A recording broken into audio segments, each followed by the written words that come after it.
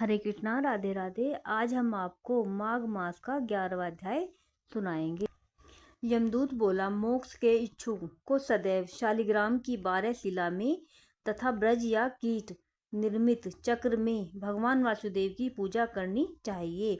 उसके पूजन से जो फल प्राप्त होता है वह आपको सुनाता हूँ। हे वैश्य, यह पूजन सब पापों का विनाशक है, सब पुण्यों का दायक तथा मुक्ति प्रदान करने वाला है।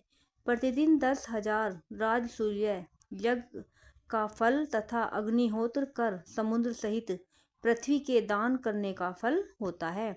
देवता इत्यादि निर्गुण ब्रह्मा को जब प्रणाम करते हैं उसका फल मिलता है, और जिससे अत्यंत पापी और अनधिकारी भी यमलोक में नहीं जाते। स्वर्ण कमल युक्त 12 करोड़ शिवलिंग को 12 कल्प पूजने का फल एक दिन में ही प्राप्त होता है।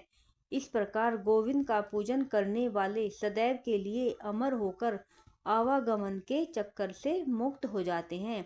जिसने शालिग्राम की शिला के ऊपर का जल अपने ऊपर छिड़क लिया तो मानो उसने संपूर्ण तीर्थों में स्नान कर लिया, क्योंकि संपूर्ण शालिग्राम शिला सग कल्याण करने वाली गंगा जी, गोदावरी तथा देवा नदी इत्यादि सभी पवित्र तीर्थों के जल में रहा करते हैं।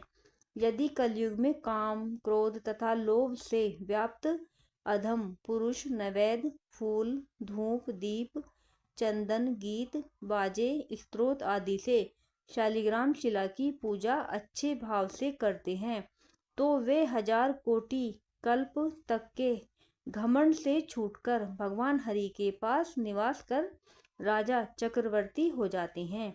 जहाँ शालिग्राम शिला रूप में भगवान केशव उपस्थित रहते हैं वहाँ देवता, सूर्य, यज्ञ और 14 लोकों का निवास है। शालिग्राम शिला के सम्मुख श्राद्ध करने से पितर तृप्त होकर सैकड़ों कल्प स्वर्ग में निवास करते हैं।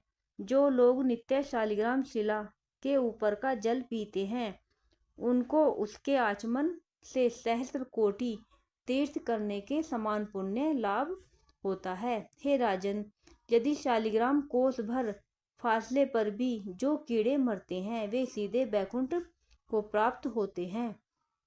शालिग्राम चक्र की खरीद बिक्री करने वाले पापी मनुष्य प्रलय काल तक नरक में जाते हैं।